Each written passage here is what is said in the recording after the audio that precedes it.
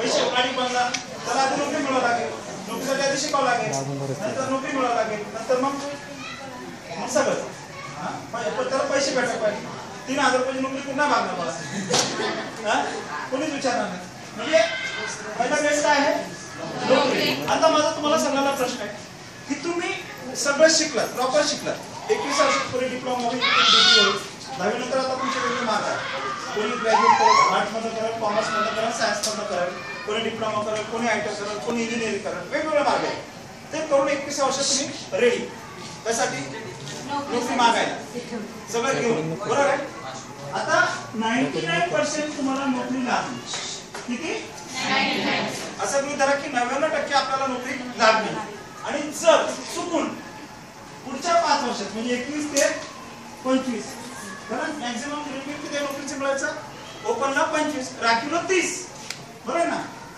म्हणजे नोकरी मिळायचं माहिती किती आहे? 25 किंवा 30 नंतर आउट होतो सिस्टम मधून, बरोबर आहे. तर ह्या 30 पर्यंत 25 पर्यंत 99% नोकरी लागली. आणि जर चुकून 1% नोकरी नाही लागली तर काय करणार?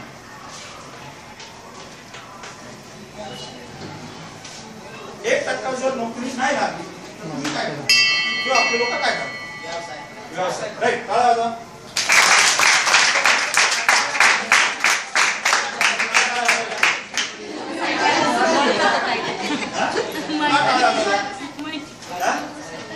बरोबर सांगितलं. दुसरा ऑप्शन काय आहे? व्यवसाय. बरोबर. पहिला ऑप्शन आहे आपला नोकरी, दुसरा ऑप्शन आहे ते पण कधी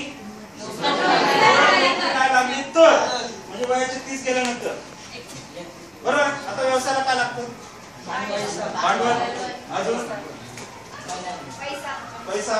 भांडवल पैसा एकच गोष्ट आहे. अजून काय लागतं? जागा. ओके. अजून गाळा, जागेवर गाळा. अजून काय लागतं? राईट. टाळ्या वाजवते. सगळ्यात पहिलं व्यवसायाला ना जागा लागते, ना भांडवल लागतं, काहीच लागत नाही. व्यवसायाची काय लागते? माहिती लागते. आता बघा काय लागते? माहिती लागते. आणि आपला प्रॉब्लेम काय? राईट. आता ह्या दोन्ही गोष्टीचं उत्तर कशात माहितीये? नोकरीचं किंवा व्यवसायाचं, ह्या दोन्हीचं उत्तर कशात असेल माहितीये? जिथे माहित नाही तिथे. जिथे माहित नाही तिथे. म्हणजे नोकरी कुठं आहे? जिथे माहित नाही तिथे. तुम्हाला आता माहिती का नोकरी मिळणार आहे? तुम्हाला पुढे जाऊन माहित नाही ना तुम्हाला. बरं, जे तुम्ही शिकता त्यातून नोकरी मिळत करायची गॅरंटी तुम्हाला, बरोबर नाही. आणि जे शिकला ते जर चुकीचं शिकला तर जमेल का? बरोबर. तुम्हाला असं शिकावं लागेल की जिथं नोकरी ती आहे, जिथे नोकरी लागेल असं शिकावं लागेल. नाही तो पुढे 10वी नंतर.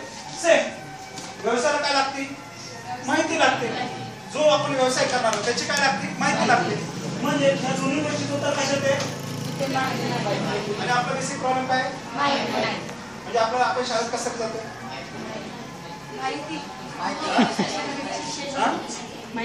माहिती. येस, तू उत्तर बरोबर. तू सांग, शाळेत कशासाठी जातोय? माहिती मिळवण्यासाठी, बाकी मोठं होण्यासाठी. तुम्ही नाही शाळेत गेलं तरी मोठं ऑटोमॅटिक होणार आहे. नाही तुम्ही मिळालं तरी 25 वर्ष विद्यार्थी होणारच आहे. बरोबर आहे. म्हणजे खऱ्या अर्थाने आपण शिक्षण कशासाठी घेतोय? माहिती मिळवण्यासाठी.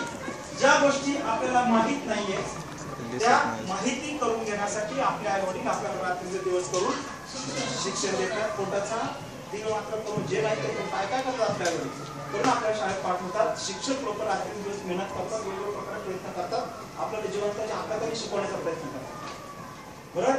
माहिती देण्याचा प्रयत्न करतात. म्हणजे आपल्या शाळेत कशासाठी जातं? खऱ्या अर्थाने माहिती मिळवण्यासाठी. मग आता शिक्षणाचे डेफिनेशन काय होईल? तुम्हाला जागतिक नोबेलची डेफिनेशन सांगतो. जो फॉर्म्युला तुम्हाला इथे वापरायचा. शिक्षण म्हणजे लिहिता वाचता येणं म्हणजे नव्हे. पूर्वीसारखी परिस्थिती आता राहिलेली नाही. शिक्षण म्हणजे नुसतं पाठी वाचता आणि मुलगी घरी नवऱ्याच त्रास दिला तर तशी परिस्थिती राहिली नाहीये. मुलगी मारून येईल आता. राईट. बरोबर ना. मुली होतं बा लिहिता वाचता ना आपल्या पाठी वाचता आली तरी घरी म्हणून शाळा. तसा प्रकार आता काय नाही, शिक्षण म्हणजे काय?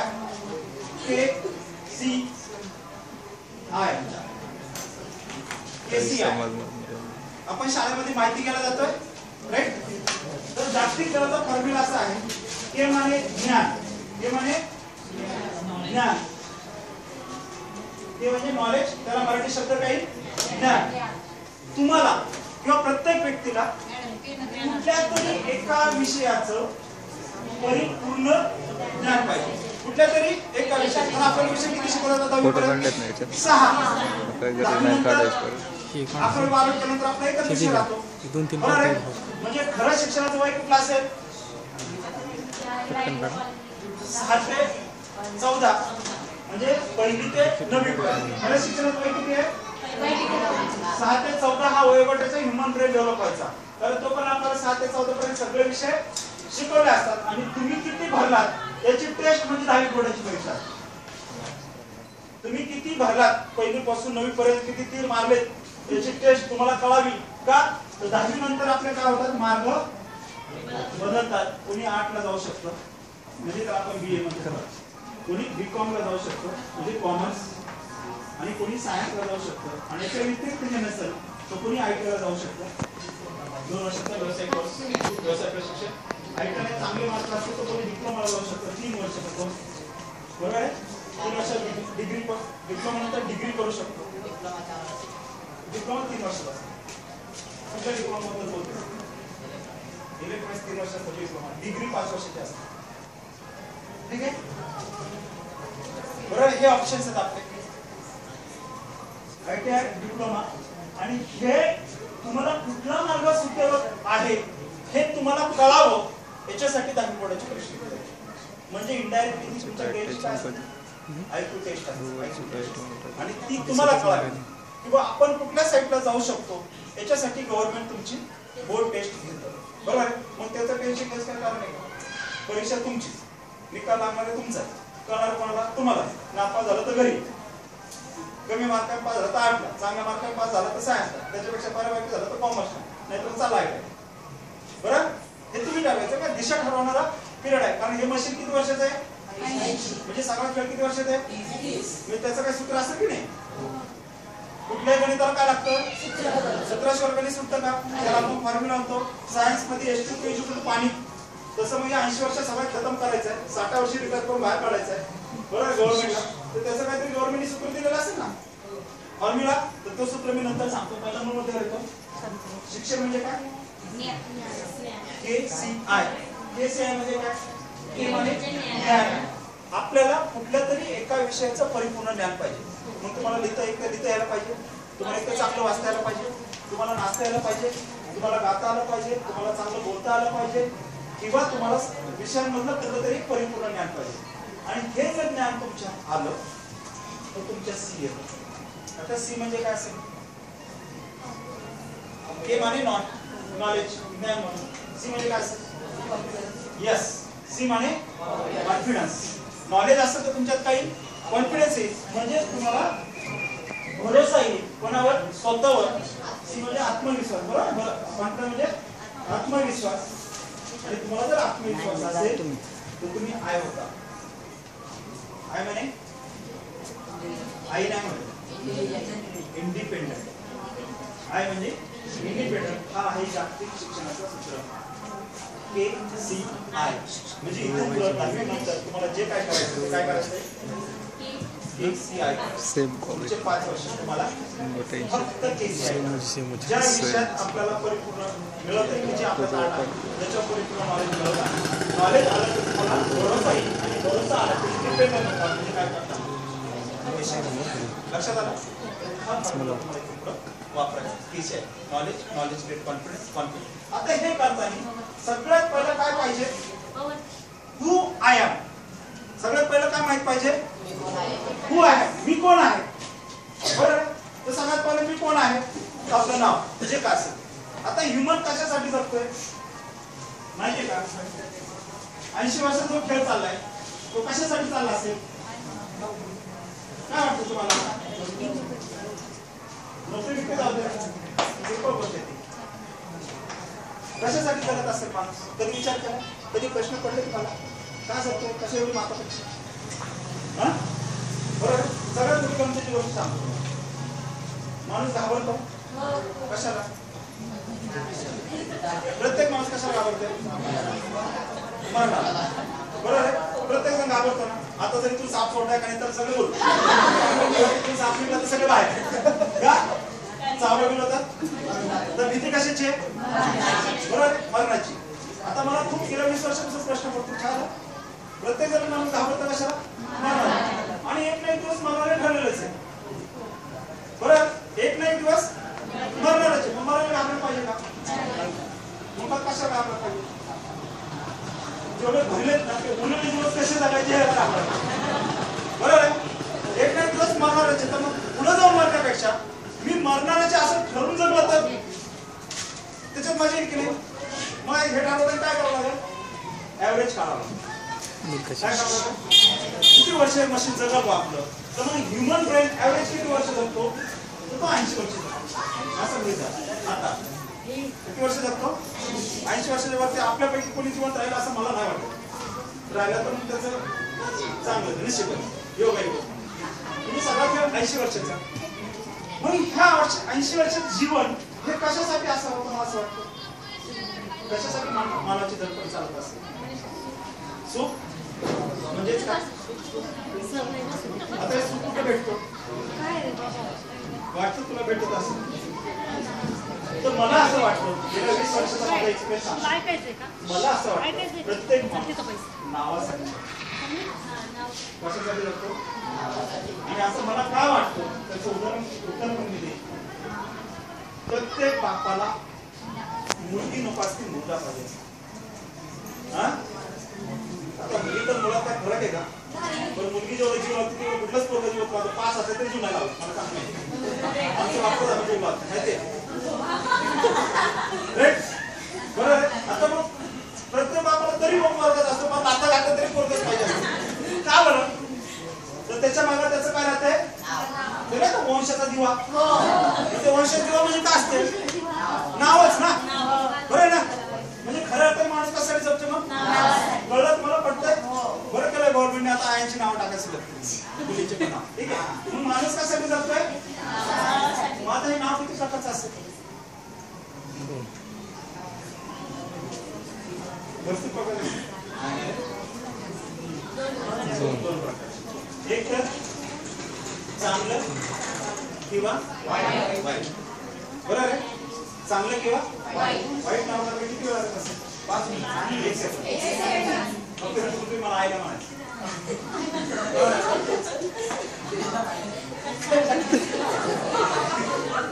एक सेकंड बरोबर ना पण चांगलं नाव करायला काहींच्या पिढ्या जातात आणि काही ठरवलं ना 2 वर्ष किंवा 5 वर्ष खूप झाले किती वर्ष 2 किंवा 5 आणि 10वीच्या पोटाने जर आपण ठरवलं तुमच्यापैकी तर उरलेले 4.5 तास 4.5 दिवस सुधारले जाते कसे माहितीये एखाद्या मनापासून ठरवलं तर चुकून बोर्डात आला निकाला आम्ही परत येत असणार सर त्याची मिरवणूक काढणार आहे माझ्या पेपरला यांनी माझा लेक्चर ऐकून 10वी बोर्डात मी बरंच म्हणून यांनी माझा लेक्चर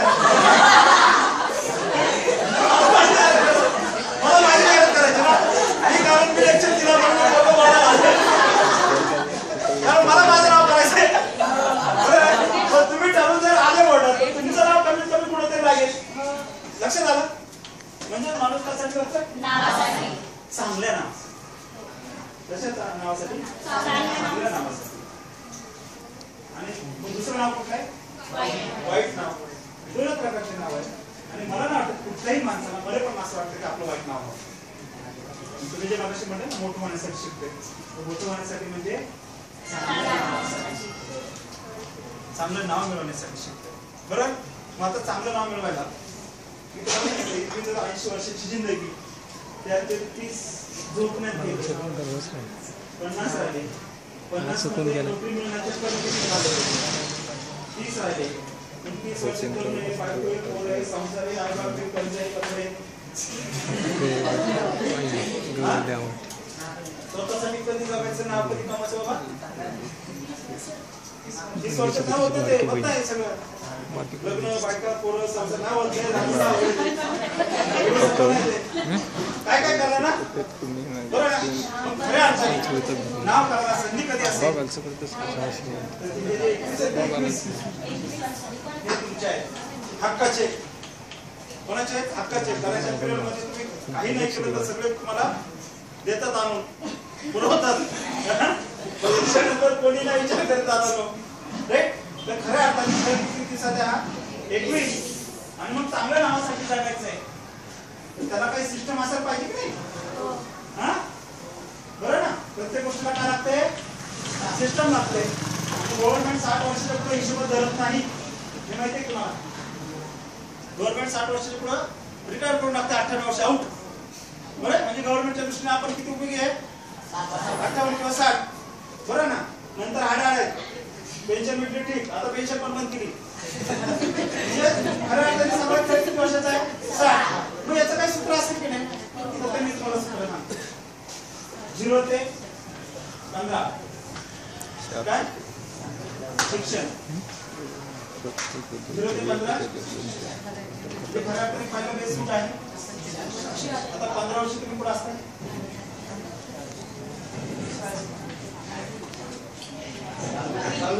10वी म्हणजे पहिला टप्पा समतोय बरोबर आहे दुसरा 15 ते 30 याला आपण करिअर म्हणतो करिअर ओरिएंटेड करतो आपण त्यानंतर 30 ते 45 संसार असं म्हणू आणि 45 ते 60 सेकंड संसार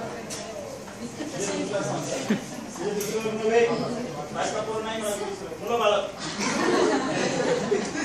म्हणजे पहिलं करिअर नंतर 45 मध्ये संसार स्वतःचा नंतर 45 नंतर पोरं आले कसं असताना पण त्यांच्या करिअरसाठी कळतं ना मला म्हणून म्हणलं सेकंड संसार आणि जर हे व्यवस्थित असेल तर 60 ते पुढचे सगळे प्लस बोनस येत मग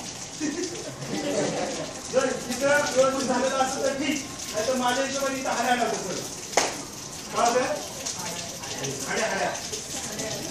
आणि का होतंय तर आपल्या लोकांना फरकच माहिती जगण्याचा काय माहित नाहीये जसं काय जन्मलं कशासाठी चाललंय 21 वर्षापर्यंत ब्रह्मा शिकतो हे शिकवून निघून लागेल 21 ते 25 पुढं भेटलं नाही भेटलं तर घरच्या म्हणजे असं काय करून द्या लग्न करून त्याच्यासाठी काय पाहिजे फॉर्म्युला पाहिजे आता नाव बनवायला काय तुम्हाला खेळ आवडतो हा खेळ माहिती आहे क्रिकेट माहिती आहे क्रिकेट म्हणतो कोण माहिती आहे सचिन सगळ्यांना माहिती आहे ग्रेट का माहिती आहे सचिन दोन्ही नाही कळत चांगलं प्लेअर म्हणजे काय एक्झॅक्टली त्यांनी काय काय नाव कमवलं ते त्याला आपण क्रिकेटचा देवता मानतो का बरं त्यांनी जगातले सगळे क्रिकेटचे रेकॉर्ड ठेवले कुठले कुठले 100 ते 70 बरोबर वर्ल्ड मध्ये 200 पेक्षा जास्त रन करणारा जगातला भारताचा जगात एक प्लेअर 10,000 पेक्षा जास्त रन करणारा जगातला एक प्लेअर सगळे रेकॉर्ड आता मला सांगा हे सगळे रेकॉर्ड सचिन तेंडुलकर हे वयाच्या किती वर्षी कंप्लीट केले 6 वर्षी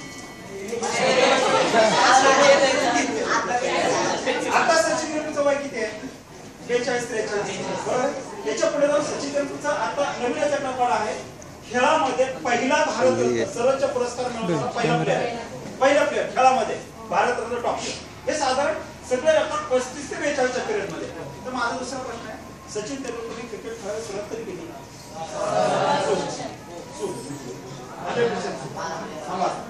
आता तुम्ही सांगा तुम्ही सगळे शाळेत जातात हा सगळ्यांना स्पोर्ट असतात गेम आपल्या शाळेमध्ये गेम सुरू होतात आधी शाळा पातळी नंतर गट पातळी नंतर तालुका पातळी नंतर जिल्हा पातळी त्यानंतर स्टेट पातळी आणि त्यानंतर नॅशनल पातळी माझ्या माहितीनुसार वयाच्या 16 वर्षी national Sachin Tendulkar national team मध्ये होते मग एका रात्रीत काय घेऊन हा एक्झॅक्टली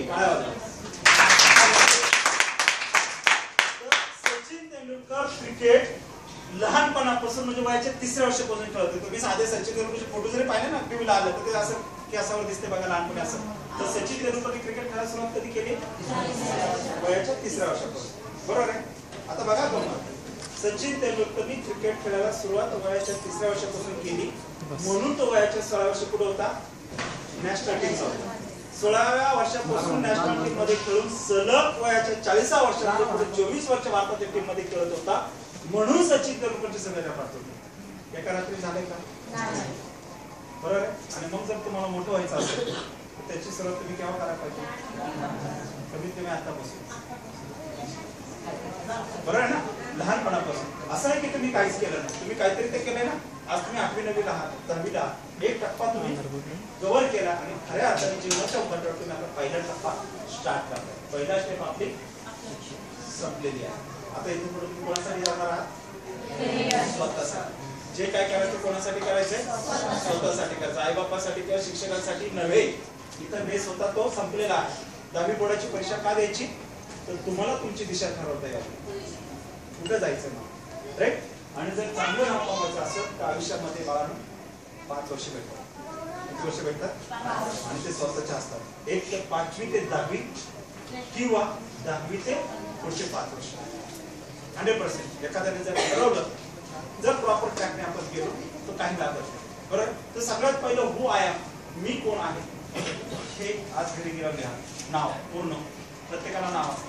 आणि सगळ्यात शेवट कशासाठी चाललंय? नावासाठी. तर सगळ्यात पहिलं माझं नाव काय आहे, मी कोण आहे हे कागदावर लिहा. मला काय बनायचंय याचा आधी टार्गेट सेट करा, कारण विदाउट टार्गेट माणूस आयुष्यात सक्सेस होत नाही. आणि नुसतं टार्गेटच सेट करू नका, तर ते मला किती दिवसात मिळवायचंय याचं टाइम टेबल द्या. काय द्या? टाइम टेबल द्या. आता मी तुम्हाला अजून एक महाभारताचं उदाहरण देतो. महाभारत माहिती आहे? बरोबर आहे. आता माझा एक स्पर्धा परीक्षेचा विषय तुम्हाला प्रश्न आहे. महाभारतातला ग्रेट धनुर्धारी कोण, असा जर तुम्हाला प्रश्न विचारला आणि मी जे ऑब्जेक्टिव्ह दिले तर सांगू शकाल? सांगा. कोण कोण करते? एकलव्य, कर्ण, अर्जुन. मी असं आता परत सांगतो. महाभारतातला ग्रेट धनुर्धारी कोण? ऑप्शन आहे कर्ण, अर्जुन, भीम, एकलव्य.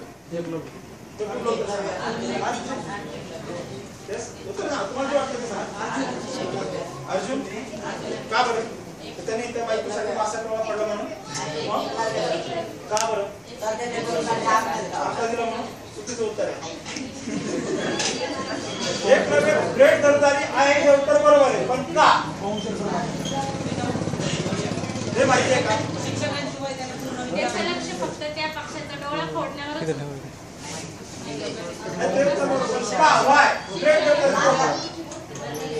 मूर्ती बरोबर म्हणून शिक्षकाशिवाय तो शिकला. बरोबर. आता मी तुम्हाला स्टोरी सांगतो. काय सांगतो? उत्तर एकलव्य बरोबर आहे, पण वाय माझा प्रश्न तर काय अंगठा दिला म्हणून मी तर अजिबात मानत. मी जर आता मला एखादा मास्तराला अंगठा दिला तुम्ही पहिला अंगठी उडतो त्याचा अंगठा तुम्ही विचारला अंगठा आयुष्य पुढे काय झालं कोणी सांगितलं का? बरोबर. बरोबर. त्यांनी त्याचा पुतळा बनवला होता त्याचा. बरोबर आहे. आता स्टोरी अशी आहे. त्या काळामध्ये कौरव आणि पांडव हे 2 राजांची मुलं, त्यांना शिकायचं असतं. त्यांना धनुर्विद्या शिकायची असतं. पुढे त्यांना मारामाऱ्या करायच्या असतात. कशासाठी? तर भारतातले सगळे इतिहास तुम्ही जर पाहिला तर सगळे युद्ध प्रॉपर्टीसाठी. पुढचे वेळेस आलेले वाद आहे सगळे. सगळा वाद कशात आहे? महाराष्ट्र लोकांचा प्रॉपर्टी. बरोबर आहे. तर फार अख्खी स्टोरी काढली तर सगळा याच्यावर नाही, पण आपली स्टोरी अशी आहे की त्या कौरव पांडवांना धनुर्विद्या शिकवायची असते. आणि जसं आता आपण प्रायव्हेट क्लास लावतो तसा त्या काळामध्ये द्रोणाचार्य नावाच्या एका शिक्षकांना त्यांना धनुर्धारी विद्या शिकवण्यासाठी ठेवलेलं असतं, पैसे देऊन प्रायव्हेट क्लास. बरोबर आहे. आणि शूद्र समाजाच्या किंवा खालच्या लोकांना त्यावेळेस शिकायचं परमिशन नसतं. बरोबर. म्हणजे आपल्यासारखं थोडक्यात आपल्याला शिकायचं परमिशन नव्हतं. पण एकलव्यासारखा भिल्ल समाजाचा मुलगा त्याला खूप इच्छा असते की मी धनुर्धारी विद्या शिकावी, पण ती कोणासाठी? द्रोणाचार्यासाठी. आता भिल्लाच्या मुलाला बाण मारतोच येतो, पण त्याला अशी विद्या शिकायची होती की जी एकलव्य नाही तिला तशी मला विद्या यायला पाहिजे. म्हणून तो द्रोणाचार्याकडे जातो आणि त्यांना म्हणतो की मला धनुर्विद्या शिकवा. पण द्रोणाचार्यांचा प्रॉब्लेम असा असतो की ते हायर केलेले असतात पैसे देऊन, दुसऱ्याला शिकवायचं नाही. आता मग त्याला शिकू शकत नाही. मग एकलव्य जन्मात येतो. आपल्या हिंदू संस्कृतीप्रमाणे कुठलंही नॉलेज मिळवायला किंवा नॉलेज ज्ञान यायला गुरु लागतो, अशी आपली धारणा आहे. गुरुशिवाय ज्ञान नाही. बरोबर आहे. आणि मग गुरु पाहिजे म्हणून तो एकलव्य काय करतो? द्रोणाचार्यांचा पुतळा बनवतो. म्हणजेच तो द्रोणाचार्याला टार्गेट करतो असं माझं मत आहे. मी बनत याच्यासारखाच बनेल म्हणून तो द्रोणाचार्यांचा पुतळा बनवतो.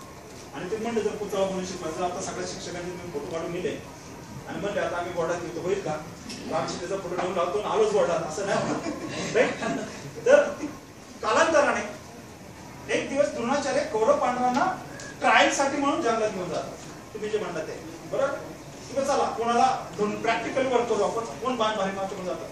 तर द्रोणाचार्यांचा एक पुत्र असतो, पुत्र हे जंगलात जातात. पुढे गेल्यानंतर ते पुत्र मुका जातं, पुत्र पुढे जाणार ना. आता पुढे त्याला एकलव्य दिसतो. आता एकलव्य भिल्ल समाजात पोरगा म्हणला कशा असेल फटके तुटके तुकडे, तो पुत्र मुका लागला तर एकलव्य आपलं बाण मारतो त्याला आणि ते पुत्र मुकायचं बंद होतं आणि ते पुत्र द्रोणाचार्यांपाशी येतं आणि द्रोणाचार्य त्या पुत्रा धरतात आणि त्याच्या तोंडात ते बाण काढायला एक एक एक करत टोटल 32 बाण काढले जातात आणि 32 बाण काढल्यानंतर सगळे शॉक होतात. कौरव पांडव सगळा का तर ते 32 बाण अशा पद्धतीने मारलेले असतात की त्या पुत्राच्या तोंडामध्ये कुठेही जखम नसते आणि जखम नामक पुत्र परत भूमकत परत तिकडं आणि मग हे सगळे जातात आणि द्रोणाचार्य विचारतात, कुवारी तू कोण आहेस? कोण? मी ध्रुव. कोण? तू हे कसं केलं? हा हे कसं मारलं बाबा? तर तो म्हणतो माझे गुरु द्रोणाचार्य. आता तुम्ही मला सांगा, द्रोणाचार्य नाव घेतलं तर कौरव पांडवांची परिस्थिती काय झाली असेल? आम्ही ठेवलेला मास्तरने हा कार्यक्रम कधी केला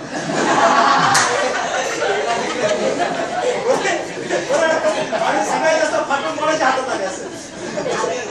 द्रोणाचार्य मी तर काही शिकवलं नाही. हे कसं झालं? बरोबर ना, सिंपल. तर मग तो सांगतो की बाबा मी तुमचा पुतळा बनवला. इथपर्यंत आपल्याला स्टोरी माहिती आहे. मग गुरुदक्षिणा म्हणून अंगठा घेतला. तर अंगठाच का घेतला तर पुढे जाऊन जर कौरव पांडवांचं युद्ध झालं असतं तर तिथं कौरवांचं राज्य होतं. एकलव्य कोणाच्या राज्यात होता? कौरवांच्या. तर तो कोणाकडून लढला असता? म्हणजे ऑटोमॅटिक कोण हरला असता? अर्जुन. अर्जुनाला हरून द्यायचं नव्हतं कारण द्रोणाचार्य असं सिद्ध करायचं की माझं एकमेव शिष्याला भारी आहे म्हणून त्याचा काय केला? गुरुदक्षिणा म्हणून अंगठा काढला. हे झालं पॉलिटिक्स. पण आपलं त्याच्याशी काय घेणं नाही. आपलं घेणं कशी सिद्ध करायचं सांगतो की त्याला ते आलं कसं? त्याला तर गुरु नव्हते, मग तुला आता काय शिकवणार नाही, मग त्याला ती अक्कल आली कशी? हा माझा प्रश्न. एक मिनिट कसा कसं केलं असतं ते?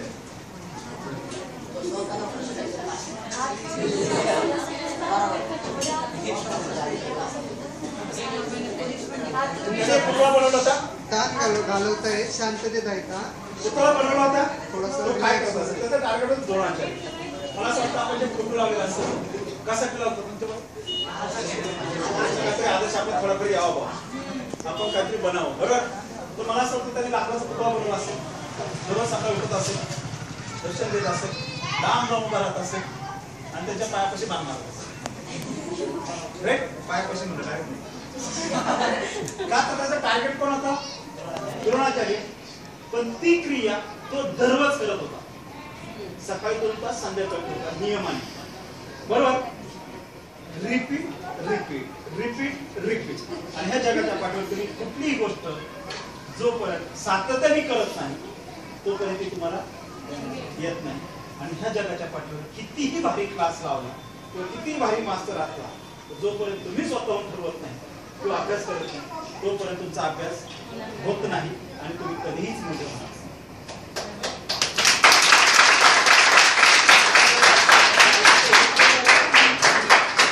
लक्षात आलं? जर तुम्हाला सचिन तेंडुलकर व्हायचं असेल तर त्याची पळायची सुरुवात पूर्ण करावं लागेल आतापासून. जर मला इथून इथपर्यंत उडी मारायची आहे तर मी इथून उडी मारली चालेल की मागून पळत येऊन मारली चालेल? बरोबर आहे. आणि असं काही नाही मला की जगाच्या पाठीवर काही ठरलेल्या लोकांनी मोठा होता येतं. कुठलाही माणूस कुठल्या कुठं जाऊ शकतो, राईट? आणि जोपर्यंत आपण स्वतःहून ठरवत नाही, स्वतःहून अभ्यास करत नाही तोपर्यंत जगाच्या पाठीवर आपण साक्षर होत नाही.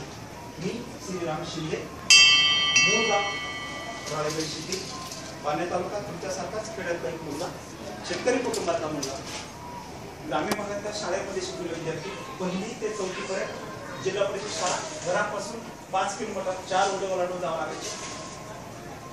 4थीला स्कॉलरशिपला पाहिजे होतं, सोडात होतो. 7वीला 5वीला ठरलं होतं शिक्षक व्हायचं. काय ठरलं होतं? शिक्षक व्हायचं. कारण मला 4थीला शिकवणारे मॅडम आदर्श शिक्षक होते. 5वीला गेलो, 6वीला गेलो, सुदैवाने किंवा दुर्दैवाने 7वीला असताना भावाचा, आमच्या जमिनीच्या प्रॉपर्टीच्या वादात मोठ्या भावाचा मर्डर झाला. ठीक आहे? मर्डर करणार होता सक्का चुलत भाऊ आणि दुर्दैवाने त्या मर्डर केसचा मी आयुक्त कितवीला 7वीला. कसा बसा 7वी सुटलो. 7वी ते 8वी वर्षभर फक्त गाव टू नगर, नगर टू गाव महिन्याला कोर्टाच्या कचेरीवर लागायचं. अभ्यास होत नाही म्हणून 9वीला मामाकडे गेलो गावामध्ये. दुर्दैवाने 9वीला असताना पण मामाचा मर्डर झाला आणि त्याचा पण कारण होता जमिनीचा आणि त्या केसचा पण मी म्हणजे 7वी पासून 7वी 8वी 9वी 10वी पर्यंत फक्त एवढाच खटका चालू होता. महिन्यात तारखेला नगर जायचं, वकिलाला फेस करायचं, गावाकडे जायचं. त्याच्यामध्ये 3 वर्ष निघून गेले. पण माझं टार्गेट काय होतं? शिक्षक व्हायचं. सुदैवाने 10वी पास झालो. 13 जिल्ह्यात आमच्या काळात 10वीला डीएड होतं. 13 जिल्ह्यात डीएडचे फॉर्म भरले. पण सुदैवाने डीएडला नंबर लागला नाही. काय लागला नाही? लागला नाही का तुम्ही ओपन होतो मराठा. आणि मग आता पर्याय नव्हता. घरची परिस्थिती अशी डाऊन होती की आता कमवण्याशिवाय आपण स्वतः कमवल्याशिवाय शिक्षक घेणं शक्य नव्हतं. आणि मी सुदैवाने रयतचा स्टुडंट होतो. 7वी ते 10वी पर्यंत माझ्या कानावर सुंदर वाक्य पडलेलं होतं, स्वावलंबी शिक्षण हेच आमचे ड्रीम्स. मी ठरवलं की तू बाहेर पडायचं. काळेगण शिक्षण 1992ला परीक्षा झाल्यानंतर 2 महिन्याचा एक हॉबी कोर्स होता. 10वी 12वी झाला. पुढे काय, जो मी आता तुम्हाला सांगायचा प्रयत्न. आणि ट्रेनर जी व्यक्ती होती ती व्यक्ती होती प्राध्यापक विजय भटकर. नाव ऐकले? प्राध्यापक डॉक्टर विजय भटकर, ज्यांनी भारताचा पहिला सुपर कॉम्प्युटर बनवला. बरं, माहिती घ्या. जे आता शिक्षण मंडळाचे आपले सदस्य पण आहेत. प्राध्यापक डॉक्टर विजय भटकर 1990ला भारताचा पहिला आणि जगातला 1 नंबरचा कॉम्प्युटर बनवला. परम त्याला सुपर कॉम्प्युटर म्हणतात. प्राध्यापक डॉक्टर विजय भटकर सायंटिस्ट आहेत भारताचे. खूप मोठी हस्ती आहे. आणि आज मी जर तुमच्या समोर आहे खऱ्या अर्थाने किंवा आपण एकमेकाला कम्युनिकेशन करतो तर त्याचं कुठंतरी श्रेय डॉक्टर प्राध्यापक डॉक्टर विजय भटकरांना आहे. कारण सरांनी मला शोधलं किंवा मी सरांना शोधलं तर ते कशावर झाले? फोनवर. आणि ती क्रांती कुठून झाली आहे? तिथून सुरू झाली. 1990ला भारताने पहिला सुपर कॉम्प्युटर बनवला, जगातला 1 नंबरचा परम. आणि त्याचे सर्वसाधारण होते प्राध्यापक विजय भटकर. आणि विशेष म्हणजे ती महाराष्ट्रीय व्यक्ती होती. आणि त्यांच्या मार्गदर्शनाखाली 1992ला आम्हाला 2 महिन्याचं ट्रेनिंग भेटलं होतं. आणि आम्हाला त्यावेळेस सांगितलं होतं की बाळांनो, इथून पुढे जे शिक्षण घ्या, ज्या सर्टिफिकेट किंवा डिग्री भेटतात त्या फक्त भिंतीवर लावायला कामी येतील. काहीतरी भिंतीवर कामाला लावायची, त्यामुळे नोकऱ्या भेटणार नाही. त्याच्यामुळे इथून पुढे तुमच्यात काय ते शोधा, ते डेव्हलप करा आणि ते नॉलेज केसीआय म्हणून वापरा, तर तुम्ही सक्सेस व्हा. सुदैवाने मी 2 वर्ष त्या कोर्स नंतर नगरला आलो. 2 वर्ष नगरला ITI इलेक्ट्रॉनिक्स केलं. ITI करत असताना पार्ट टाइम दुकानात 2 वर्ष जॉब केला. कारण मला माझं कम्युनिस्ट कॉलेज होतं. 1 वर्ष कायनेटिकला अप्रेंटिस केली. ते करत असताना मी माझं पहिलं स्वप्न साकार केलं. इलेक्ट्रॉनिकच्या नॉलेजच्या जेव्हा कोहिनूर टेक्निकलला 2 वर्ष मी लेक्चर म्हणून काम केलं. माझी ड्युटी राहायची 7 ते 3:30 कायनेटिक, 5 ते 9 कोहिनूर टेक्निकल. हा प्रवास 94 पासून सुरू झाला. नंतर पुढे व्हिडिओकॉनला 2 वर्ष जॉब केला. व्हिडिओ करत असताना बाकी कोहिनूरला करतो. 97-98 पर्यंत मी रेडिओ शिकलो, टेप शिकलो, टीव्ही शिकलो, टेलिफोन शिकलो. पण मला वेगळं काहीतरी करायचं होतं म्हणून जॉबचा नाद सुरू केला. 1999ला मी व्यवसायामध्ये आलो. श्रीराम कम्युनिकेशन नावाचं नगरमध्ये महाराष्ट्रातलं पहिलं सर्व्हिस सेंटर चालू करणारा पहिला महाराष्ट्रीयन मराठा प्रोग्राम म्हणून मी फेमस आहे. STD machine, coin box repair स्वतःच. मला पूर्वी कम्प्युटर चालू करावं लागायचं, पण मी ते स्वतः चालू केलं. सुदैवाने त्या व्यवसायात मी 5 वर्षामध्ये स्वतःची मालवाड्यामध्ये स्वतःची 3 मजली बिल्डिंग घेऊ शकलो. आणि वयाच्या 30व्या वर्षी मी नगर जिल्ह्यातला आयडिया विश्वचा संपूर्ण जिल्ह्याचा डिस्ट्रीब्युटर होतो. आणि ज्या वर्षी माझं 30 कंप्लीट झालं त्यावेळेस माझं स्वतःचं मालवाड्यामध्ये 3 मजली बिल्डिंग होती. सुरुवात जी होती ती माझी श्रीराम कम्युनिकेशनची फक्त 22,000 होती. 92 ते 98 मी फक्त शिक्षणात घालवलं, नॉलेज घेण्यात केलं. 1999ला श्रीराम कम्युनिकेशन नावाचं शॉप केलं. 1 वर्ष फक्त नगर जिल्ह्यामध्ये फिरून लोकांना सर्व्हिसिंग दिलं होतं, रिपेअरिंगचं काम. आणि 2000 साली सेल आणि सर्व्हिस मध्ये आलो. आणि सुदैवाने पुढच्या 5 वर्षामध्ये नगर जिल्ह्यात 6000 STD मशीन बसून 22,000 कॉइन बॉक्स बसून स्वतःची जागा घेतली. आणि मला माझं स्वतःचं 3 मजली शॉप झाले. आता मी तुम्हाला प्रवास का सांगितला असेल? तमन्ना अगर सच्ची हो तर रास्ते आपल्या मिल जाते. तुमचं जर टार्गेट सही असेल ना तर ते रस्ते मिळत जातात. एवढ्या सगळ्या प्रसंगातून आलं तर मला कुठंच अडचण आली. 30व्या वर्षी माझी स्वतःची 4 व्हीलर गाडी होती. स्वतःचं ब्रँड बऱ्यापैकी माझं छोटं नाव होतं नगरमध्ये. आणि लागणाऱ्या गोष्टी माझ्याकडे. खाली ऑफिस होतं, 2nd फ्लोअर हॉल होता, 3rd फ्लोअर मी राहिलो होतो. एक लग्नाची बाईक होती, एक होतं पण. आणि बऱ्यापैकी सेट झालं होतं. आता हा जो प्रवास आहे, ज्यावेळेस 30 कंप्लीट झालं त्यावेळेस मी मागं फिरून बघितलं की मी सक्सेस कसा झालो. कारण खूप आनंद अडचण येतो. असं नाही की अडचण नाही आल्या, खूप आनंद आला, कल्पना नाही करू शकत. कारण 22,000 मी स्टार्ट केला होता, बिझनेस केला 22 करोडचा, पण बिझनेस संपला त्यावेळेस परत 22 लाख रुपये लोन होतं माझं. कारण मोबाईलमुळे माझा बिझनेस तो ग्रस्तपणे एका रात्रीत बलक झाला. मी ज्या स्पीडने मी 2006 पर्यंत गेलो ना, त्या स्पीडने 2007, 8, 9 ला मागं आलो. का तर आम्हाला माहितच नव्हतं मोबाईल एवढं झटक्यात येईल. आणि मोबाईल एसटीडीचा आम्ही सेट केला आणि एका रात्रीत मोबाईलच्या रेट सगळा बिझनेस पडला, सगळं थांबलेलं. पण परत 3 वर्ष थांबलो, मागं फिरून बघितलं तर त्यावेळेस असं कळलं मी टिकलो कसा. तर माझ्या एक लक्षात आलं की मला योग्य वयात योग्य शिक्षक, योग्य लोक भेटले आणि मी सक्सेस झालो. आणि मग मी सक्सेस होऊ शकतो तर महाराष्ट्रातला कुठलाही होता, कुठल्याच स्लम एरियातला असून आता खेड्यातला असतो, मी जर खेड्यात येऊ शकतो, डेव्हलप होऊ शकतो. तुम्ही नगरमध्ये आहात, कसलं स्लम आणि बिन कसं असतं ते सर मी काहीतरी शब्द वापरलं काय नसतं सर, स्लम बिन काय नसते, फक्त जायची बाहेर पडायची ताकद माहिती असते, तिथे बाहेर पडायचं बस राईट. जर मी खेड्यातलं 4 एवढं डोंगरात तुम्ही माझं घर पाहणार ना आता, तर कल्पना नाही करू शकता की रामशेतीकडे राहता तुम्ही राईट. तिथं येऊन मी आज तुमच्या समोर आहे. 2010 परत रिस्टार्ट झालो, स्वतःची संस्था चालू करायची. मी जर घडू शकतो तर महाराष्ट्रातला कुठलाही पोरगा घडू शकतो हे ठरवलं. आणि 2011 पासून प्रत्येक विद्यार्थ्याला घरी जाऊन 10वी-12वी नंतर काय काउन्सिलिंग करतोय. 2री ते 12वी विद्यार्थी 10वी-12वी नंतर काय काम करतोय. 2011 नंतर 1 वर्ष स्वतः ट्रायल केली. 12 माझी पहिली संस्था चालू केली, परिवर्तन एज्युकेशन फाउंडेशन. 12 माझ्या लक्षात आलं की महाराष्ट्राचा मुलाचा प्रॉब्लेम काय आहे माहित नाही. का माहित नाही तर त्यांना माहितीच कोण देईल. माहिती कशी होईल, माहिती दिली तर माहिती होईल ना, काय करायचं कसं करायचं. तुमचा मुलगा डॉक्टर होईल, इंजिनियर होईल, IAS होईल, पण कसा हे 22 वर्षी सांगून का उपयोग आहे. 21 वर्ष त्याच्या हातात तुम्ही घेतात त्याला म्हणतो आता स्पर्धा परीक्षेत IAS वर्ष जमणारच नाही राईट. पण त्याला योग्य वयात योग्य गाईडलाईन देऊ शकतो. म्हणून आमच्या संस्थेच्या मार्फत आम्ही गेल्या 2 वर्षापासून 10वी-12वी नंतर काय याच्यावर करिअर काउन्सिलिंग करतो.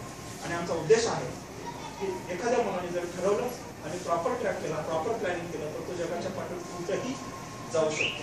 लक्षात घ्या. याचं जेवण उदाहरण जर तुम्ही काल परवाचे जर सगळे पेपर काढले, कालचे परवाचे सगळे जर पेपर काढले तर तुम्हाला आरा नावाचं खूप मोठं वादळ संपलेलं ज्या स्टोऱ्या आहेत ते बघायला भेटेल.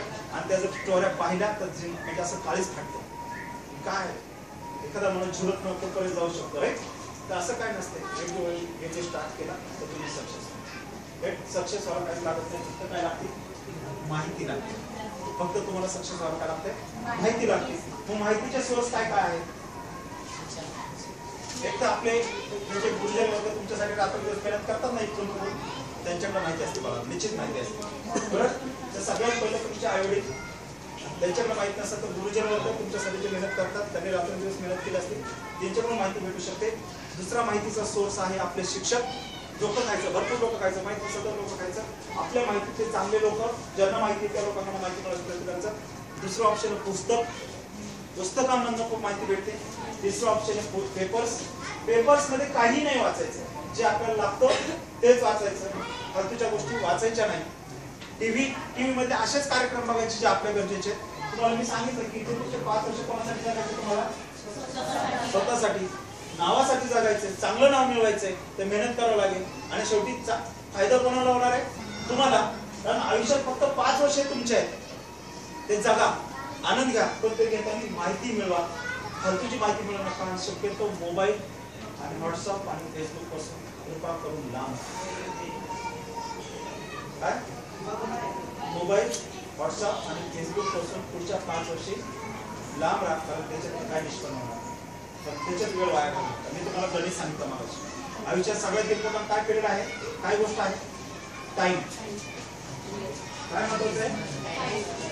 जर हा निघून गेला तर परत संधी भेटत नाही. त्यामुळे इथून पुढे टार्गेट सेट करा, प्रॉपर प्लॅनिंग करा. सगळ्यात पहिले मी कोण आहे आणि मला बनायचंय काय, मला करायचंय काय हे ठरवून घ्या. आणि हे पेपरवर आणा. कशावर आणा, पेपरवर आणा. अभ्यासाची खूप एक चांगली मेथड मी तुम्हाला सांगतो. ह्युमन ब्रेन शब्दांवर काम करत नाही, माहिती करतो. तुम्हाला महात्मा गांधी शब्द माहिती आहे, माफ करा मी महात्मा गांधी तत्व पाळत नाही. माहिती कुठली, कुठली तत्व, गुलामात येतो, गुलामात मी पाळत नाही. का तर तुम्हाला पटतच नाही.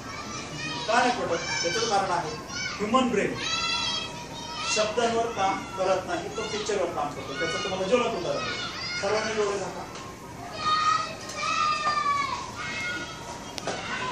झापले. आता मी काय सांगतो त्याच्यावर लक्ष द्यायचं.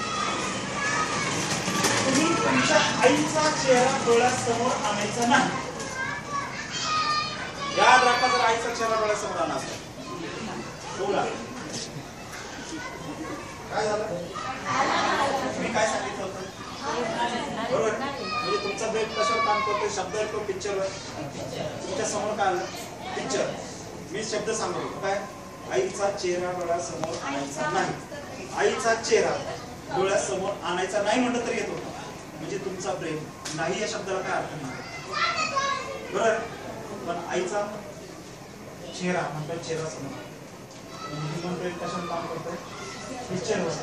बुरा मत देखो म्हटलं समोर काय येते, बुरा मत सुनो,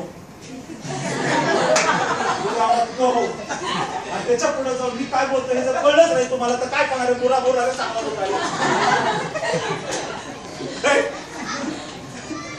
तोंडावर कसं जमेल. आता तो जमाना वेगळा होता. आता जमाना कुठला आहे 4G. कुठल्या जमान्यात आपण पूर्वीसारखं नाही आठवड्यातून एकच टीव्ही ग्रामपंचायत ते पण घालायचा. आता गेल्याला 100 चॅनल दिसतात. छायागीतच बघा, चित्र तसं नाही. आता सकाळी सकाळी काय गाणे सुरू होतात आपल्याकडे राईट. तर तुम्ही 4Gच्या जमान्यात मुलं आहात, सुपरफास्ट काळातले मुलं आहात, अशा टेक्नॉलॉजीचे मुलं आहात ते खूप पुढे गेले बरोबर. तर तुम्ही दिमाग वापरा. पिक्चरच्या माध्यमातून शिका. म्हणजे पिक्चर बघा असं नाही. आणि जरी पिक्चर बघितला तर पिक्चर मध्ये डायरेक्टरनी काय नेमकं दाखवलं ते बघा बरोबर. त्याला काय नेमकं सांगायचं ते बघा. त्याच्यातनं काय लॉजिक आहे, काय विचारून काढायचं, काय डोकं लावायचं राईट. पिक्चरच्या माध्यमातून शिका. अभ्यास इथून परत मला काय करायचं 10वी-12वी मी ते सांगतो. जास्त आता तुमच्या वेळ घेणार नाही. 10वी-12वी नंतर काय पिक्चर आहे 10वीचं टेन्शन घेऊ नका. मरायचं तर बिलकुल टेन्शन घेऊ नका. कारण एक नाही दिवस मरायचे फक्त उरलेले दिवस कसं जागा त्याचं टेन्शन घ्या. मरायचं तर चांगलं जागा करून मारायचं नाही. मी सकाळी उठलं सगळ्यात पहिले काय विचार करतो माहिती का, वाचलो राईट. आता भरले किती, आता 39 तर उरले किती 38 बरोबर. तर उरलेल्या 20 वर्षात काय करायचं विचार. काल काय झालं ते मी विसरून जातो. रात काही पाहते नेक्स्ट वाचलो ना पुढं. कधी काय होतं मला तर जीवन म्हणजे पाण्याचा बुडबुड आहे. टिकलं तर टिकला, आपण टिकलं बरं रात्रभर सुरू नाही. उरलेल्या 20 वर्षात काय करायचं याची स्वप्न मी बघतो. नेक्स्ट पुढे काय करायचं, माझ्याकडे काय आहे त्याचा विचार करतो. जे आहेत ते घेऊन करतो. काय जे माझ्याकडे आहे ते घेऊन करायचा प्रयत्न करतो. जे नाही त्याचं मी बिलकुल दुःख मानत नाही. आता माणूस जगतो नावासाठी. नाव करायला तुम्हाला किती वर्ष भेटले 5. 10वी नंतर तुम्ही ITI करू शकता.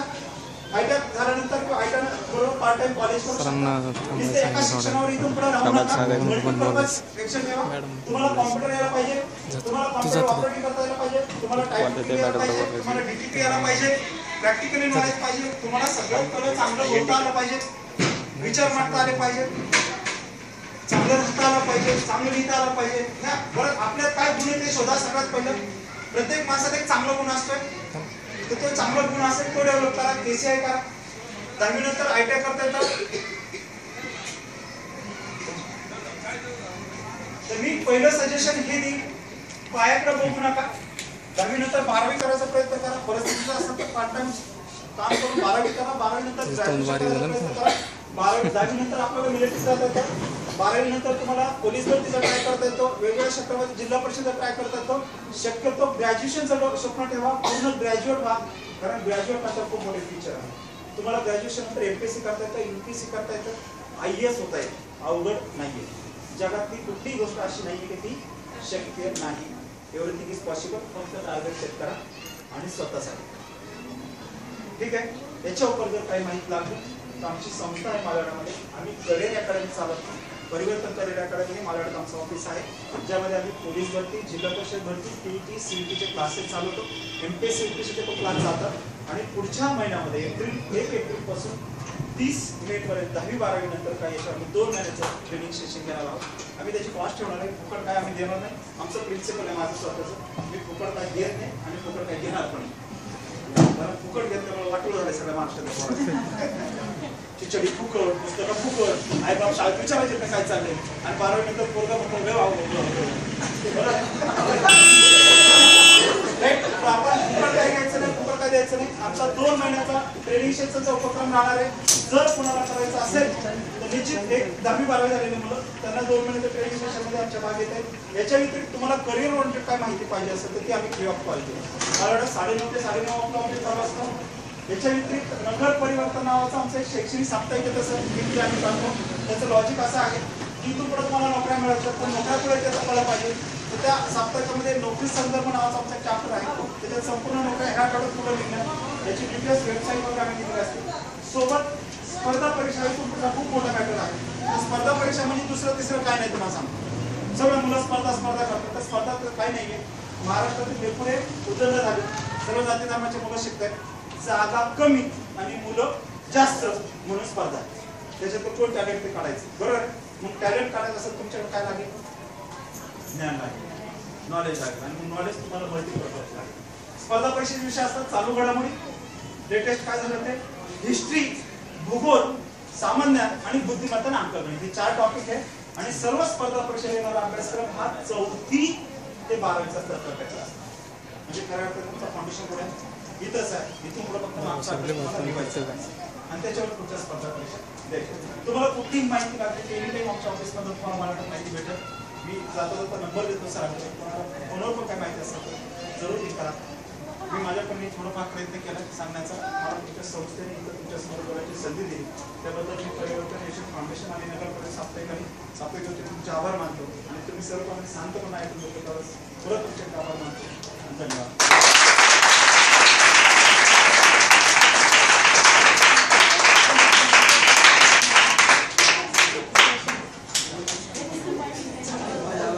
त्यांचे फोटो काढ माझ्याकडे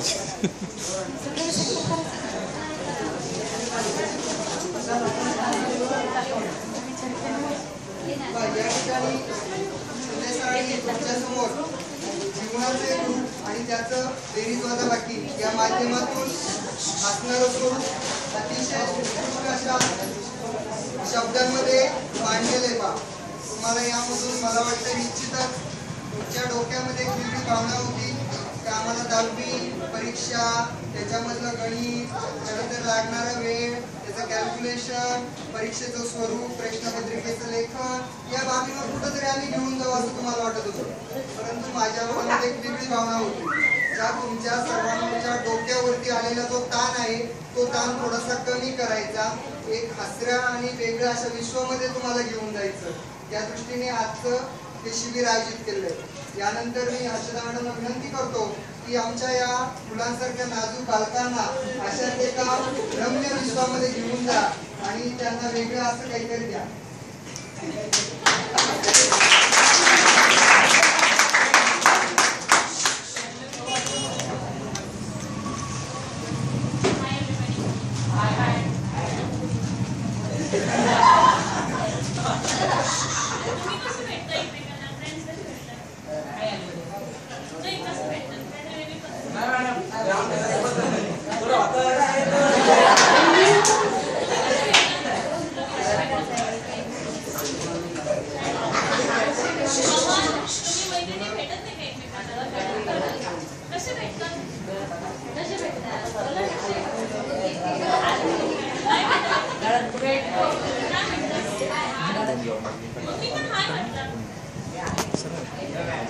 मी लेडी आहे, यांच्यापैकी आहे, यांच्यासारखी मी हाय म्हणणार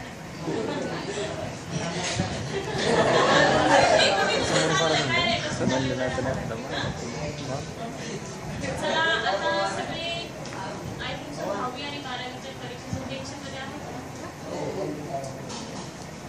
कुणी पास होणार आहे?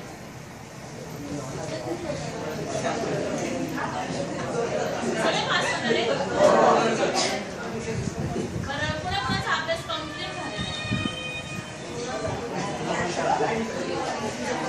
आय थिंक सो ज्यांचा कम्प्लीट नाही झाला ते कॉपी घेऊन जाणार. मग तुमचा अभ्यास कम्प्लीट नाही झाला तुम्ही पास कसं करणार?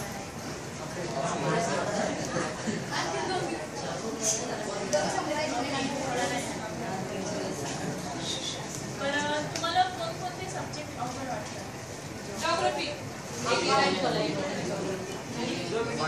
तुमच्या बुकमध्ये लिहून घ्या. तुम्हाला कोणकोणते सब्जेक्ट अवघड वाटतात?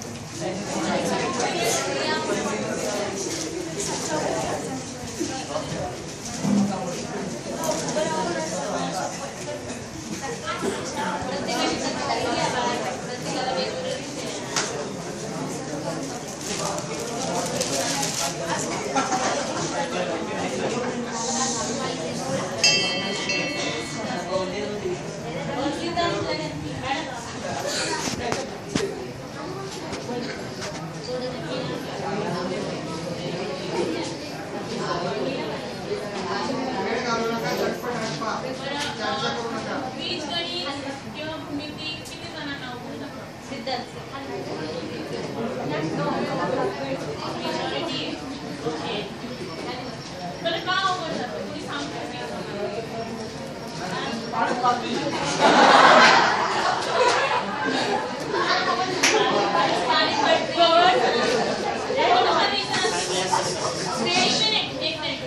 हसूया, आपण मित्र आहोत. ओके, मी पण तुमच्यासाठी होते, मला पण दहावीला प्रॉब्लेम झालेला, खूप टेन्शन आलेला. पण मला लकीली असे गुरु भेटले होते, असे शिक्षक भेटले होते, त्यांनी तो लोड खूप कमी करून घेतला. 3 महिने फक्त मी 3 महिने दहावीचा अभ्यास केला. 12वीचा सुद्धा सेम कंडिशन होती, 3च महिने अभ्यास केला. पण ते 3 महिने अभ्यास केल्यामुळे मी पास झाले. पण तुमच्याकडे आता 12 ते 13 दिवसच आहे, तर 3 महिन्यांचा कालावधी तुम्हाला 13 दिवसात कंप्लीट करायचा. त्याच्यासाठी आपण थोडंसं वर्ण मारतो. ऑफकोर्स तुमच्या शिक्षकांनी तुम्हाला हेल्प केलीच असेल. तर काय काय केले तुम्ही पास व्हायला? पेपर सोडवले मला प्रत्येक विषयाचे?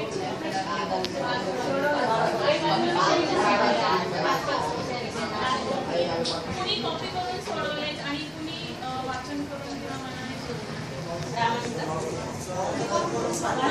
वाचन करून सोडवले. मनाने कुणी सोडवले? Okay, you are pass, confirm pass. अजून कॉपी करून कोणी सोडवले?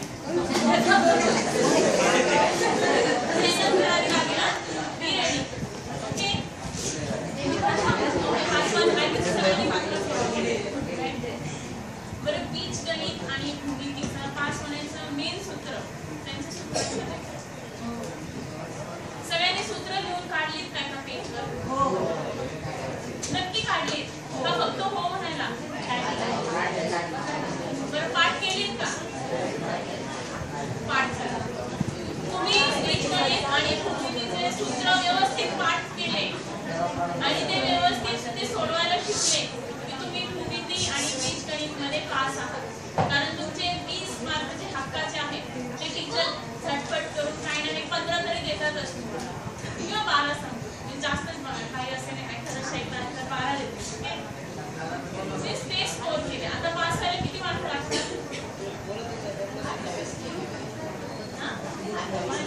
लेखी ऑल ओव्हर 100 मधून विचारते. आपण ॲव्हरेज धरून 12 भेटतात आपल्या शिक्षणाची दिले. ओके, 35 मधून 12 भेटतात. 23 मार्कचा अभ्यास आपण वर्षभर केला असेल. केला 23 मार्क भेटतील की नाही तुम्हाला? आता सांगा कोण पास होणार? आता सगळेच पास होणार, राईट? तो उरलेले 23 मार्क आपल्याला आपल्या मेहनतीने अर्जित करायचे. कसे अर्जित करणार? भूमिती आणि बीजगणितसाठी उपाय सांगितला की तुम्ही सगळे सूत्र पाठ करायचे, रिअली पाठ करायचे आणि सोडवून पण पाहायचे कसे सोडवायचे. ओके, बरं, आता विज्ञान विषय